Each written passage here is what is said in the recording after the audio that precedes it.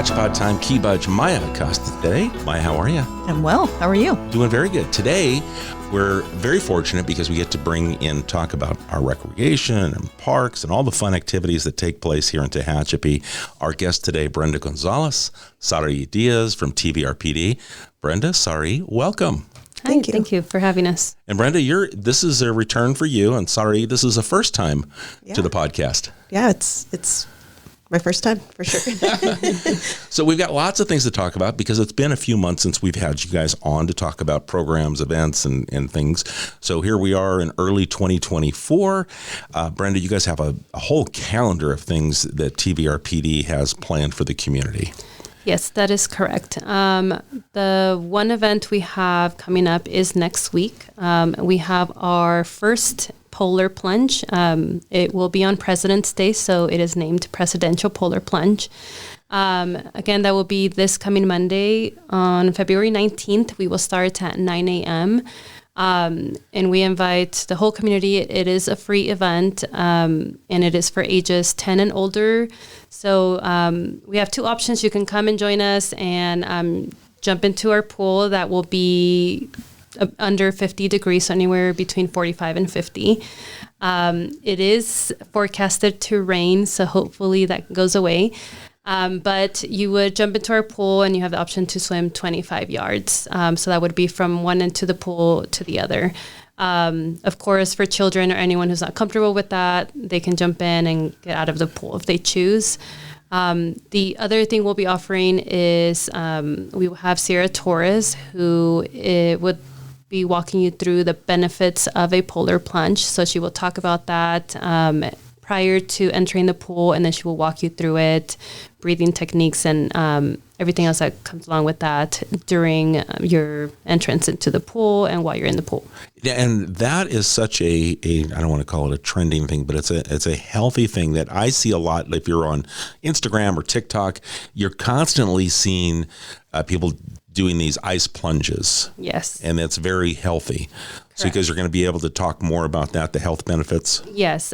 Sierra is passionate about these kinds of things and health, and it's something that she is knowledgeable in. So she will be talking through it before, like I said, and during. I know that recently she actually convinced Sarai to do an ice bath, and she tried it for the first time. All right. So let's spill it, Sarai. What was that like? Well, as a lot of people know, I'm always cold, always bundled up in sweaters. So knowing the health benefits of a cold plunge, and me just wanting to just be healthier no matter what, whether it be more exercise, and now with the cold plunge, it's quite an experience. When you jump in, you just jump in. I went in without even thinking how cold it would be. And it was about 40 degrees water. And I know people do like 32 at freezing temperatures. So when you jump in, it's a shock.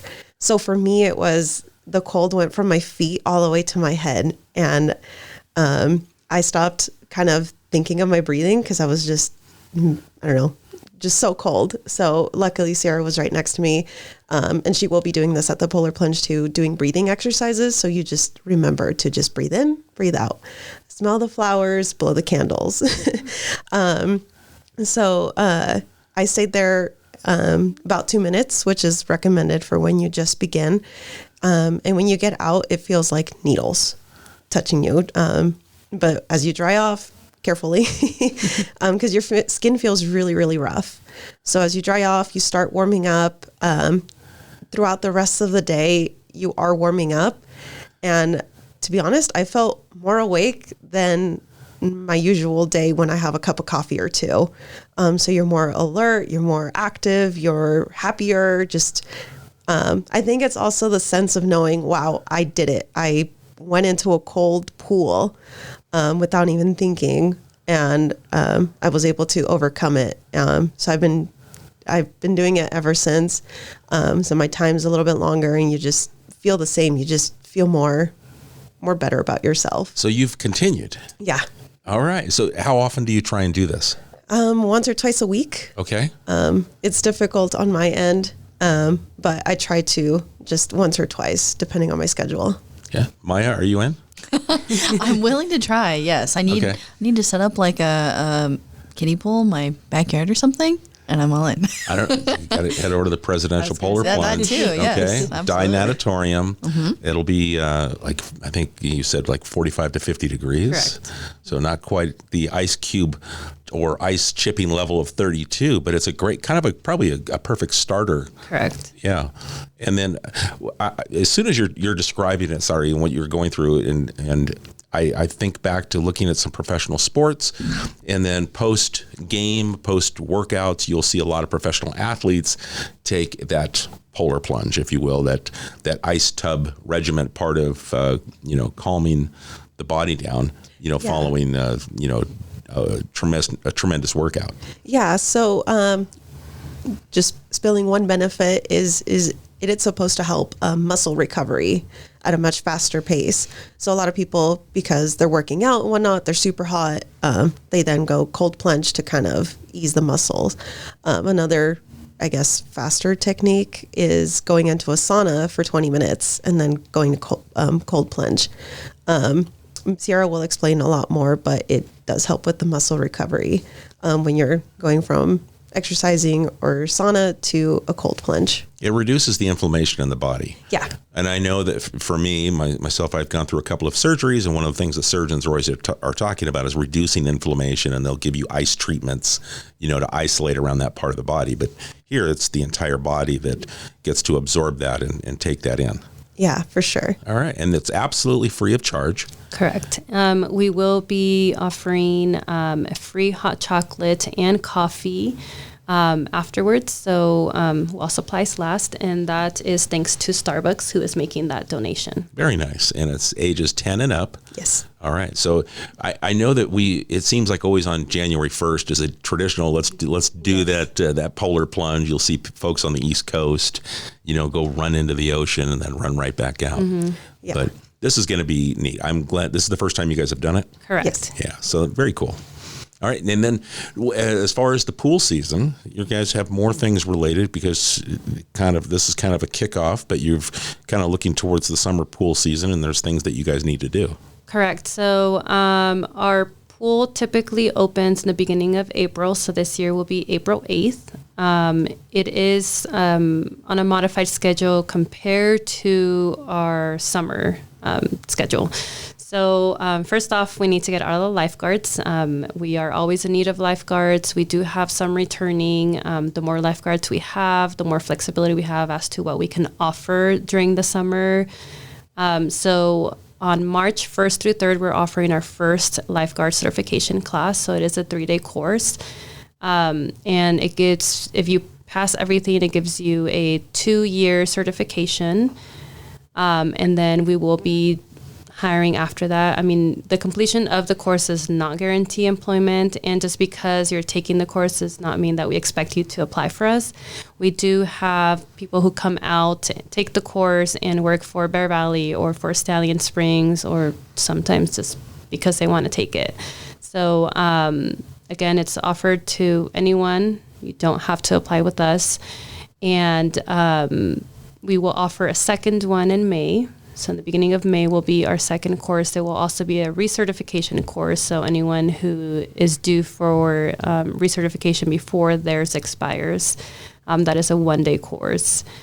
And this will be leading into our summer, which will begin after school ends. So I believe it's the second week in June. That's when our pool is open full force. We will offer, as usual, our lap swim lessons, water aerobics, open swim, and anything we can really offer, again, dependent on the amount of lifeguards we get. And but in April, we usually just offer morning lap swim, evening lap swim, and then our water aerobics. So we have shallow water aerobics with Marty Sprinkle, who's been doing it since 1984, 1985. And then we have Kathleen, who will do the deep water aerobics, and those are all in the evening. So that's typically what we offer, and then until summer. What time is the morning lap swim? 5 a.m. 5 a.m. Okay, and how long does that run? 5 until 7. Okay, a.m. from 5 to 7. Now, is there a daily charge, or is there a monthly charge, or how does that work? So it is a drop-in fee of $5 per visit. We do sell punch cards, so you can purchase a 10 punch pass. So you get 10 entries for $40. So it does give you a little bit of a discount. In the summer, we do offer family passes or summer passes.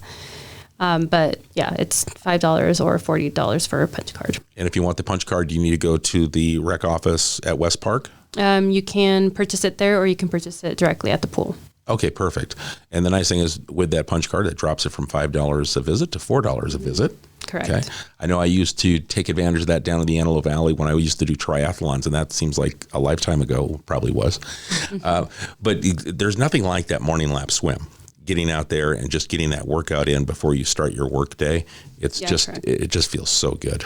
Yeah. I mean, we have our swimmers who I know are always looking for something to do locally, and our pool is seasonal, so they get really excited when we do open up in April, and it's not super busy, so it's nice for them to get out and get in there. And we also try to offer the evening ones, again, based on our staff. For those who can't come in the morning or have a hard time getting up that early, they can come in the evening.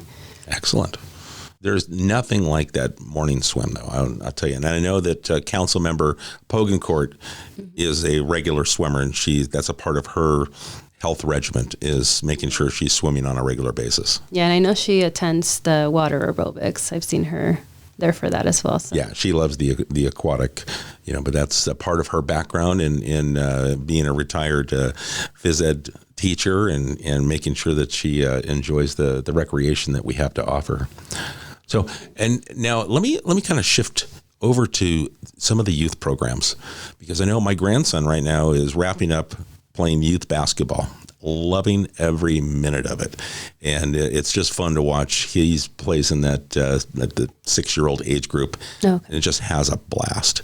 So let's talk about the success of youth programs, what you guys have going on. Obviously, basketball, we're closing out, but you've got other youth programs coming forward. Correct. So basketball is actually our biggest youth league. This year, it's the biggest it's ever been. We have 60 teams, over 500 players, and we were able to take that many because we were able to partner with the school district like we normally do, and use their gyms outside of just game days. We use them, one of them, for practices as well, so that we can accommodate the amount of teams we have. So that's been a great partnership. They've just been great to work with and accommodating, and it definitely has been very helpful. And that will come to an end in the middle of March. Following that, we have our youth volleyball and youth baseball. Volleyball is for grades 3rd through 8th, and baseball is from 3 to 6 years old. So 3 and 4-year-olds, we do T-ball, and 4, 5, and 6-year-olds, we have coach pitch. Both of those have open registration. Registration does close on March 14th. And then the league starts in April for both volleyball and baseball, ending in June, beginning of June. So those are the two we have coming up that have open registration. And we usually have, volleyball has been growing. Volleyball started off really small, and last year was the biggest. I don't recall how many teams, but I feel like it's growing, and, kids are starting to get excited. They're both co-ed, so that's also really fun to have. Yeah, I know I managed the coach's pitch team 2 years ago for my grandson. Again, just a blast to be out there with the kids. And is it going to be at Meadowbrook Park again as far as the baseball? Mm-hmm. Nice facility, lots of room, bring your own chair, and the parents just seem to enjoy it, and the kids can use the playground and the rest of what Meadowbrook has to offer. But it's a great starter before you get into the Little League age. So you get that T-ball and you start to learn some of the basic fundamentals. And I know he had a blast. So he's ready to move into the Little League now, but enjoyed a couple of years of playing in the program. So, and I know how big it is. yeah, it's successful for sure. And then, so let me ask you with signing up for this, before we started recording, you guys talked about the new website. So does this allow the new website with what you guys have done and become, let's first share what one of the big changes that's taken place with the website. Well, on our end, we have a lot of flexibility and ability to change things ourselves as needed, but we feel that the biggest thing is that it's user-friendly. And I kind of will let Sarai go into that because she's taking that role of just managing and playing with the website more than I have. Yeah. So I actually, have a background with website design and whatnot. So when brought up this idea that the TVRPD wants to revamp the website, I got excited because I get my hands on and redesign some stuff and whatnot. So when we switched over, it was really nice that everyone has their hands on deck kind of situation with the website. So TVRPD tots can go in and change things on their own. Recreation, us, we can change things and whatnot. We no longer have to email anyone, can you change this? And then 2 days later, it happens.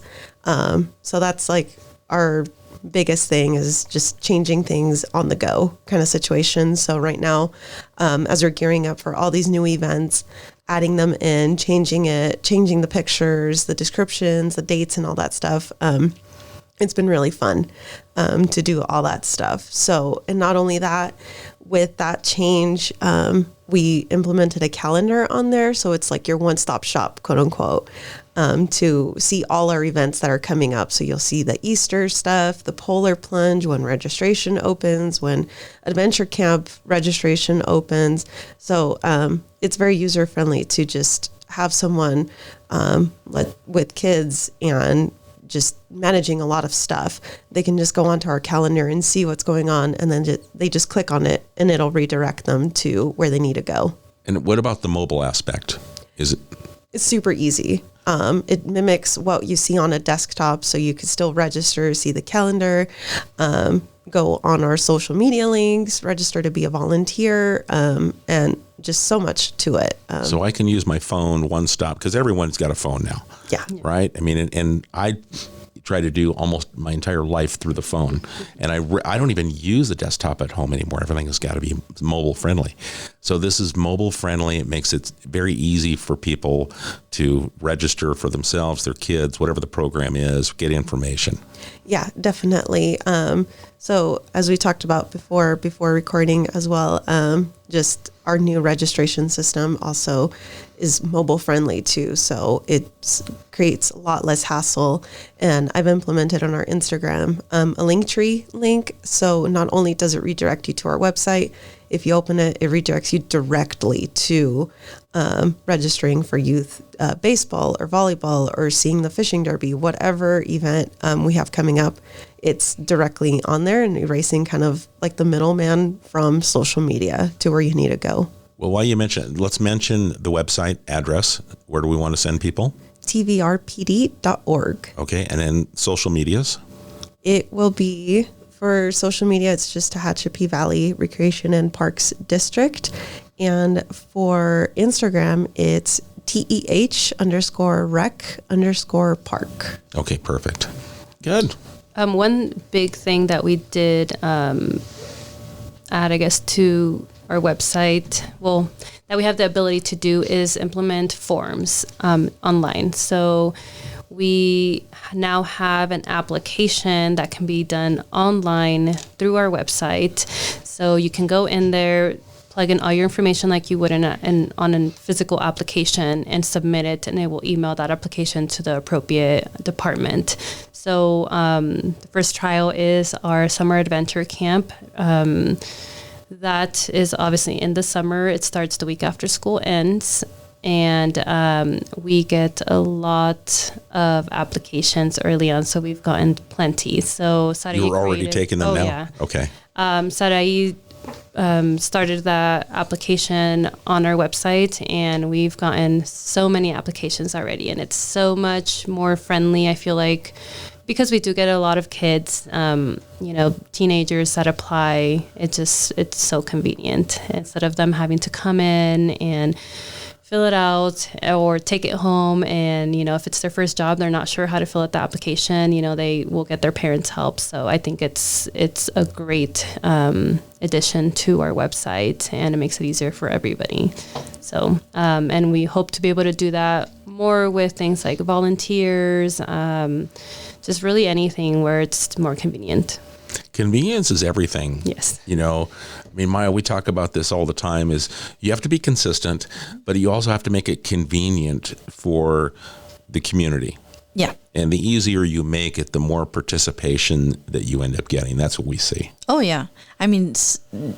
As far as like social media and websites are concerned, especially the more visible a link to something is, or the more accessible a form is, the more participation you'll get. Absolutely. We've seen with some of the initiatives and programs that we've done, same sort of thing. The easier it is, the more centralized all the information is.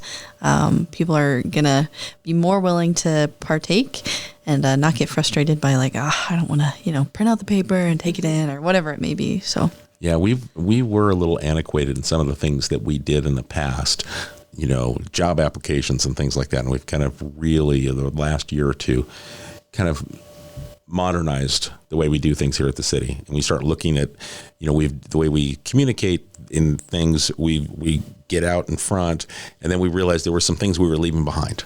Oh, you got to print that application form and you got to come turn it in. It's like, oh no, we need to update that, because especially when my generation, we're used to doing that.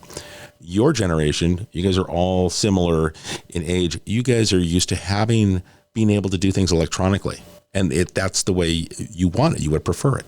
I know I've learned that that's the way I prefer it, but I think that that's probably the way you guys, in your adult years, you're like, everything's at your fingertips.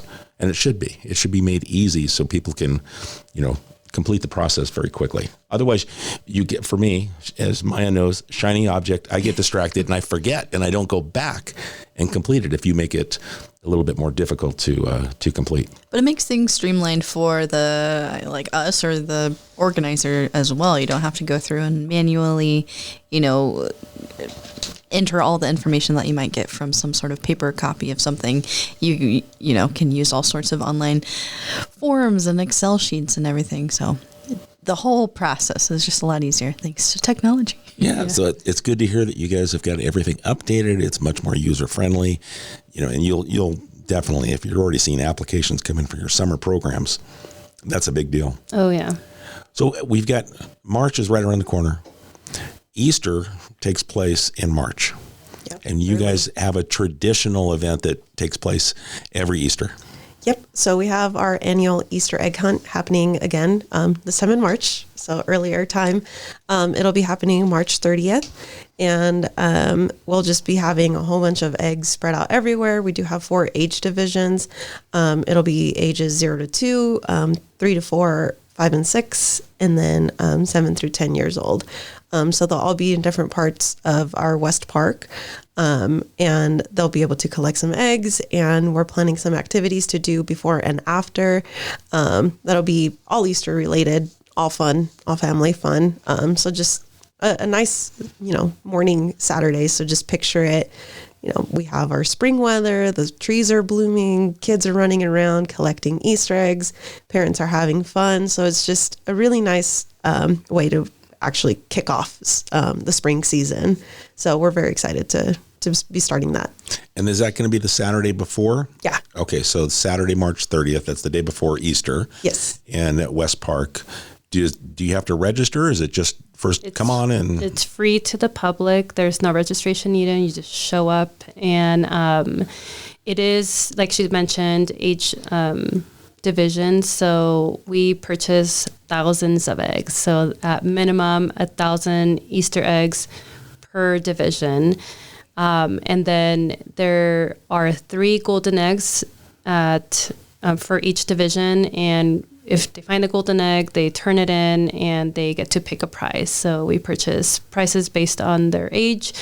For example, if they're 7 to 10 years old, we've had things like scooters or just anything that's appropriate for their age. For ages 0 to 2, we have things like, kids are into Mickey Mouse or, Bluey or what's Blippi or whatever it is. We find things that are popular, that are, the kids like, and they get to pick a price. Again, everything's free. We typically have always, they get there, they do the egg hunt. We start with the youngest, so we take turns. It's not a free-for-all all at the same time. So we start with one, move to the next age division until we're done, and that's pretty much it. This year and moving forward, we really want to interact more with the community and do more outside of just egg hunt. So like she said, we want to have different activities that are Easter related. So she's currently working on coming up with ideas on what we can do and, just to interact with everyone and just offer more than just, hey, show up, do the egg hunt, get your prices if you want them, and leave. And then we always traditionally do have an Easter bunny. So we will have an Easter bunny again, and our Easter bunny will be available for pictures for anyone who would like to take pictures and whatever else Sarai plans for that day. It's all a surprise. Like it. See, that's now when you start talking about doing more things, and there's going to be the Easter bunny in this. Now it's like I start thinking picnic in the park. Yeah. It's like I want to spend the day. Let's go. Let's enjoy the Easter egg hunt. You got some other activities that are going on, and it's got to be the old-fashioned picnic in the park and just enjoy the beautiful West Park. Yeah, with all the mature trees, the grass, everything that the park has to offer. Yeah. So it's really nice, when you think about it, backtracking to like the use of the use of technology, just how we're so zoned in with technology. So, our goal being Parks and Rec is we still want to be out. We still need some sun on our skin. We still need to go out and do activities. So just implementing more fun things to do and enjoy our parks and enjoy the day. See how beautiful Tehachapi is with the family or your friends. So these activities are really important to us to get people out and away from technology for a while. That'll be cool. Maybe you guys, I'll just throw this out there. Maybe you can take your pickleball nets and have those set up. And maybe the folks that are, they'll get to play a little pickleball at the same time. I'm a pickleball-aholic. Is that you're going to come out? Yeah, that's it. You're going to tease me with that, and you've got me. Yeah, I'm a pickleball-aholic. So I've got to know, though, how long does it take to set up or hide 4,000 eggs? That's a lot. Well, the thing about this event is, I guess, because it's an open field, there's not much hiding, and we want everyone to have that opportunity. So we kind of just spread them out in certain areas. There are some, depending on the location as they get older, that we could try and hide. But to be honest, they're not necessarily hidden. They're just spread out. The golden eggs, though, except for the little ones, we do try to find some tricky areas for them to find them. And it doesn't take too long. We have staff, so we'll have 4 rec staff outside of ourselves, and they just take one at a time, and we say, go spread them out. And they kind of just, we can kind of throw them around. And then especially for the little ones, even if they're older, they can be a little more timid because there's so many kids that they just tend to be afraid and they just kind of stand there. Mm-hmm. So we try to do our best to encourage the kids, like, hey, be fair, don't grab all the eggs if you see someone. There have been cases where if a kid is too shy or timid or intimidated by the amount of kids, that they might not get any. So we try to keep some on the side reserved for those that just don't end up getting that opportunity. And that way they get just a handful. And if my kids are there, I make them share, be like, hey, go give it to this. I was going to say, that's the mom in you right there. Yeah. That's identifies that there's some kids that have different personalities. Yeah. Some are like, I'm in, and they're racing from one to the other, and the others are taking a little bit slower and a little bit more cautious. Yeah. And it's hard because we allow parents to help their children for the little ones, but once you get to the older ones, we don't let the parents in there. Just the kids go. So that's when it's hard. So last year there was this group of kids that kind of just walked in and just stood there. So then I was like, come on, let's go, and try to encourage them. But they take off. So I don't think that those kids got any eggs, if I remember correctly. So I was able to give them some.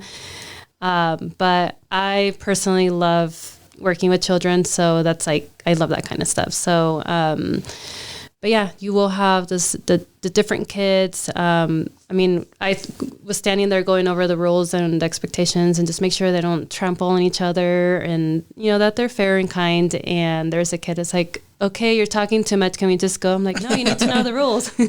Like, you need to know there are 3, golden eggs. If you find it, you need to know what to do.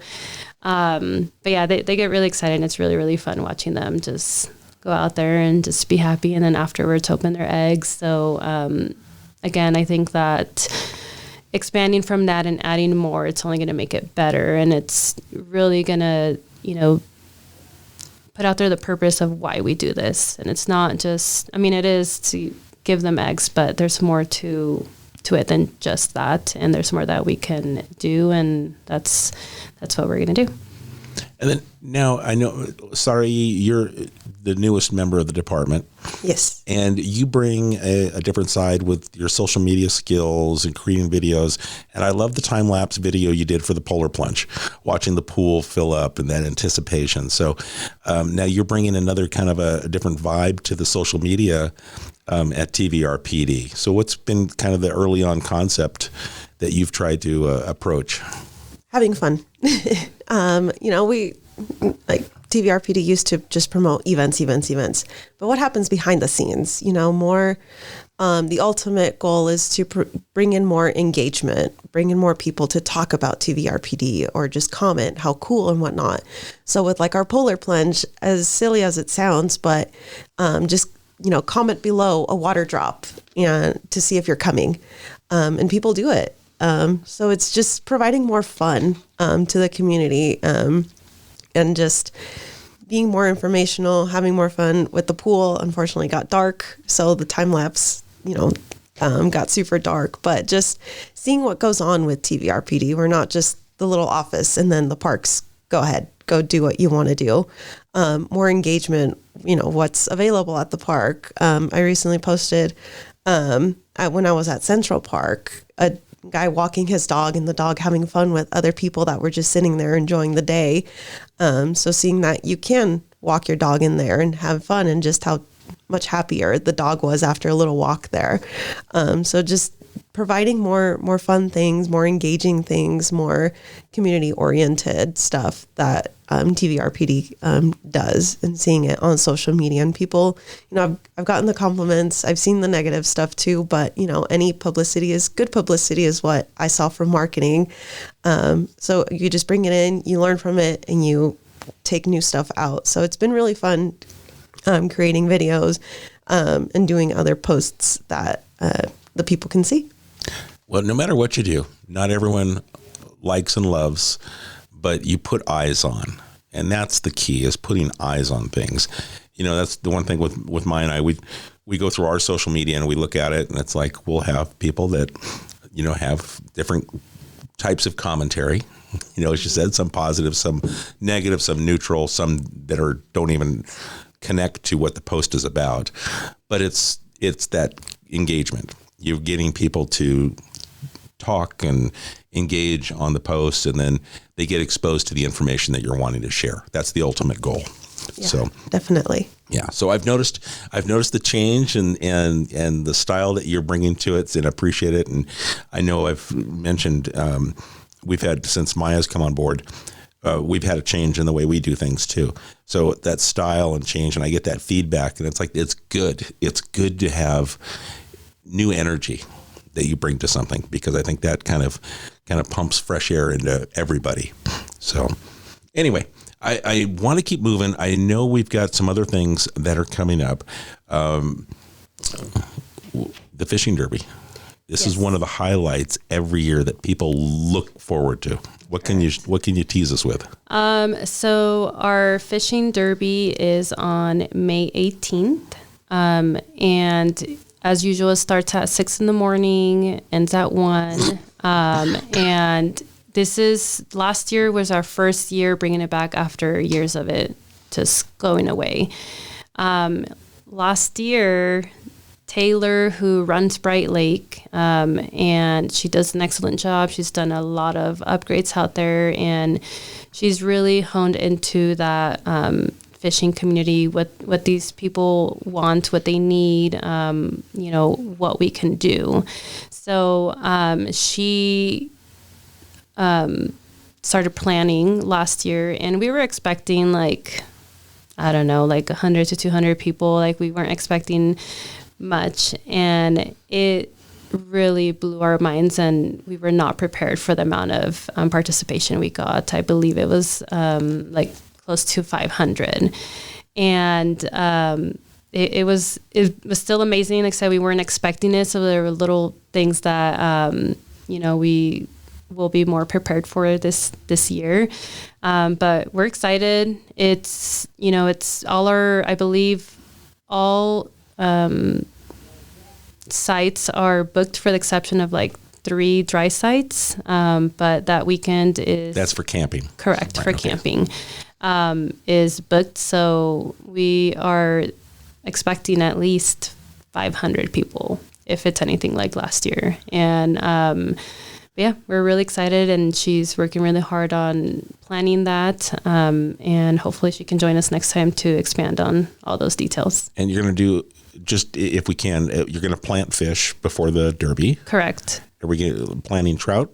Yes. Okay. It's always, planted leading up to the fishing derby. And then once that happens, the lake will be closed fishing. There will be no fishing until the fishing derby, because that plant will be specifically for fishing derby day. And you guys will have tagged fish. Correct. And all kinds of prizes to go with that, all that fun stuff that goes with the fishing derby every year. Correct. Yeah. And now you mentioned the camping, and I want to go back to that because my wife and I have gone out and just camped. Was I want to do a weekend getaway, but I don't feel like driving 3 hours to the coast or something.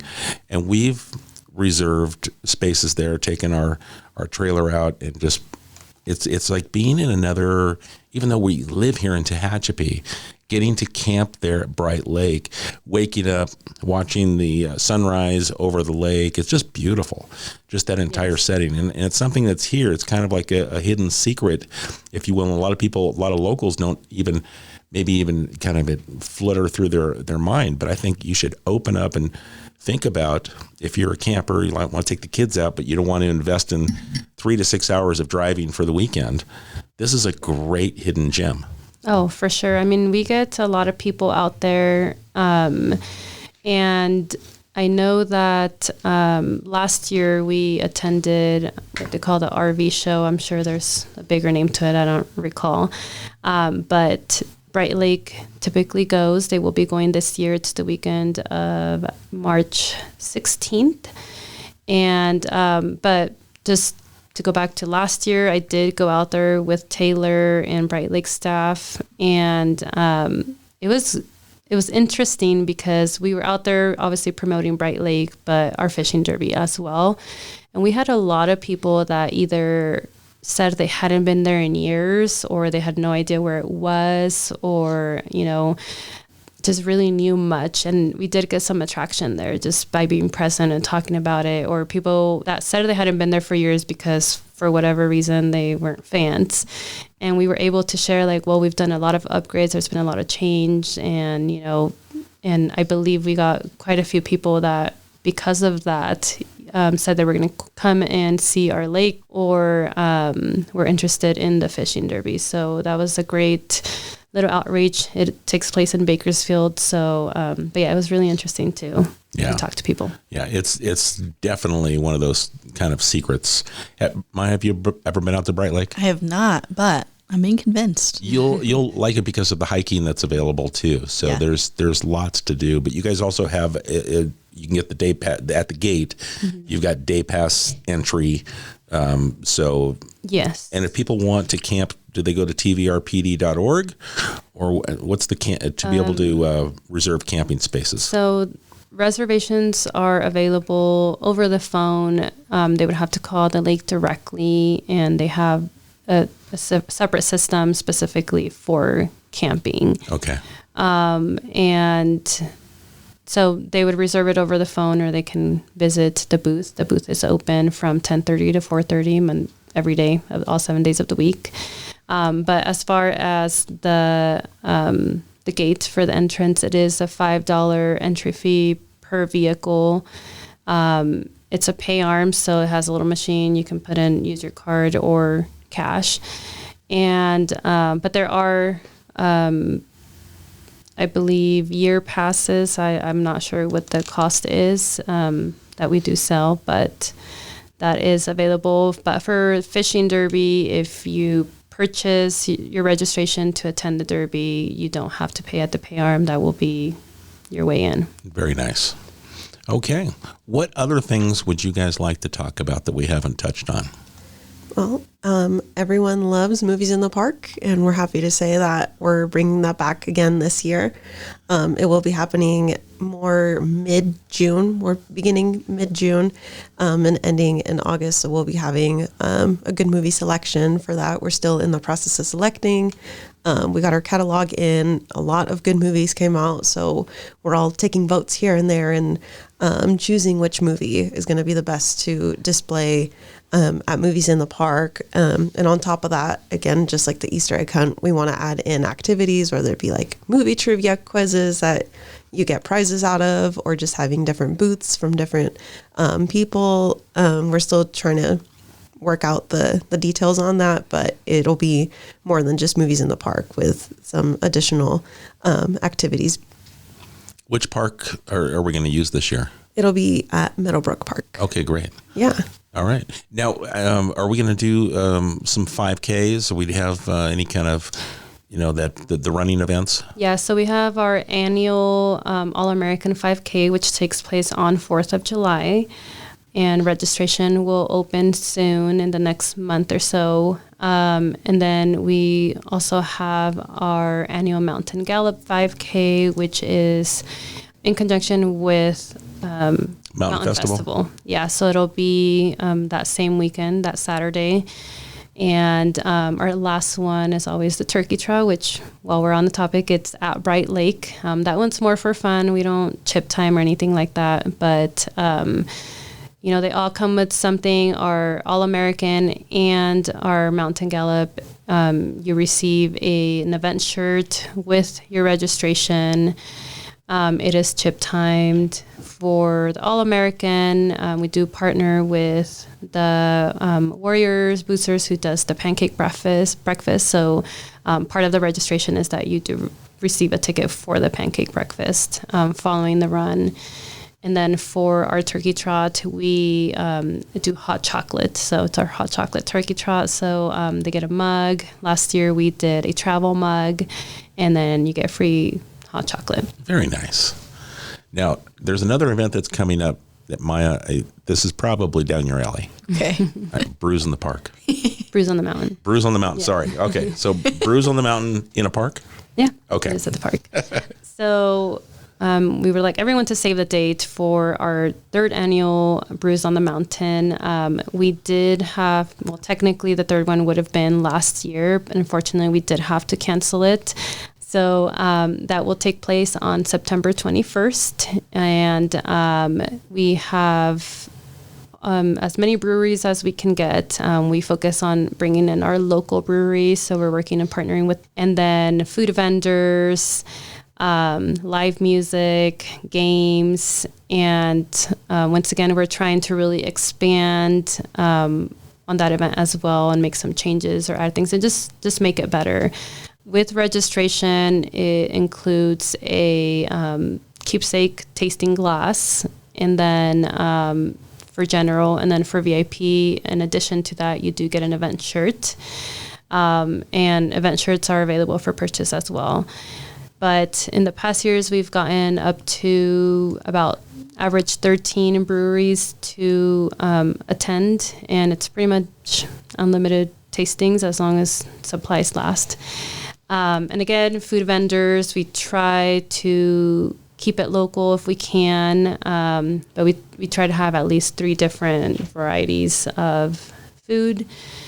And but yeah, we're working on just making that bigger, better, more accommodating for everybody. I mean, we want to really bring light to our West Park, and we've always done it inside our Grimes baseball field, so it's enclosed and it's nice, but we really want to try and expand that and just do more. But yeah, we're working on that. And again, that'll be on September 21st. Very nice. All right. Do we have anything else that's coming up that we haven't touched on? I know we've got adult sports that'll be taking place. We can talk about that next time you guys come in, because that's usually more summertime. Yeah. Right. And there was something I saw on social media here recently, you guys, that there is some exercise programs that are free for women. Was it at Central Park that I saw? Yeah, it will be at Central Park every Saturday in the month of February with Arena. So you register online just so that she knows how many trampolines and stuff to bring over. So it's like a mix of jumping and kickboxing and HIIT workouts. So it seems really interesting. So every Saturday morning, the class starts at 9 a.m. at Central Park. Oh, and it's for women only. Yes. Okay. So, all right, Maya, you're going to have to check it out for us. Okay. I guess I'm not invited. But those, I think that's cool. There's some different things that we've got these beautiful assets, these parks that we have, and there's different kinds of programs and people in the community that kind of implement things, and you guys are allowing that to take place and encouraging and promoting it. Yeah, I mean, exercise involves not just running or hitting weights. There's jumping, there's kickboxing, there's other fun activities that you can do to exercise and relieve all that stress and just be overall feel better. So that's going to be really, really interesting. That's cool. Now, we're going to give you an invitation. We've started a walking group that's going to take place first week of spring, the Thursday, I think it's March 21st, 21st. And at 11 a.m. And we'd love to have you guys join us. We're going to meet at Centennial Plaza. We'll take about a 2-mile walk around downtown. We'll end up probably swinging over to Kelsey's and grabbing lunch. But we just thought we'd do this and we'd invite the community to come out and ask questions. So we'd love to have you guys there, that maybe if the community's there and they've got questions about TVRPD, they can talk to you guys while we stroll through downtown. And we just thought it'd be kind of a cool way to utilize some of our renewed assets with our new sidewalks, our walking and bike paths. And if you guys are there, you can help answer questions the community might have about recreation and programs coming up. Yeah. So, well, since we're recreation, can we add a hopscotch? Why not? Why not? You want to organize that? Sure, why not? Okay, let's do it. If we've got the place for it, we can do it there in Centennial Plaza. Why not? Yeah, make it more fun, more engaging. All right, there we go. Okay, so you're gonna go ahead and put that together for us. Yeah. Okay. Got the chalk. You got the chalk. Okay. See, everything is about collaborations, coming together, working together, and we can see the growth and providing opportunity for the community. So now, Maya, anything as we get ready to kind of wrap things up? Anything in closing that pops into mind? No. I mean, it's great. You know, I feel like Tehachapi is growing more, and recreation opportunities are growing more too. So really great to have you guys in and talk about everything that's going on. Thank you, guys. Anything else in closing? Just visit our website, tvrpd.org. Okay, perfect. Actually, I will say we are working on a new event that will take place in the summer. Okay. We'll hopefully release that in the next month or so, but we are really excited to make that announcement. A little tease. Now, is it for all ages, or are we looking for adults or kids, or can you just share a little bit more? It will be adults only. Okay. Again, that will be in the summer. It will be outdoors, and in that sense, it will be, our main priority is to support local. Okay. All right. We got a little tease, something to look forward to for next time. For sure. All right. So Brenda, Sarai, thank you for taking the time and joining us. We appreciate it. Of course. Thanks Thank you for having us. And folks, if you've got a question based on today's discussion, you can obviously go to tvrpd.org. And now with the new website and being mobile friendly and being able to register and do all the things that you would hope that it can do, you can get all the information on their new calendar. If you have a question, you can send it to us at media@TehachapiCityHall.com. We'll forward it to Brenda or Sarai or address it. We just appreciate the time you spend with us, and we'll catch you all soon right here on Tehachapod. And this train still rolling by, doesn't stop but sees a world that is shattered, changed, and then brought back to life. This is Tehachapi. This is Tehachapi. This is Tehachapi. This is Tehachapi. This is Tehachapi.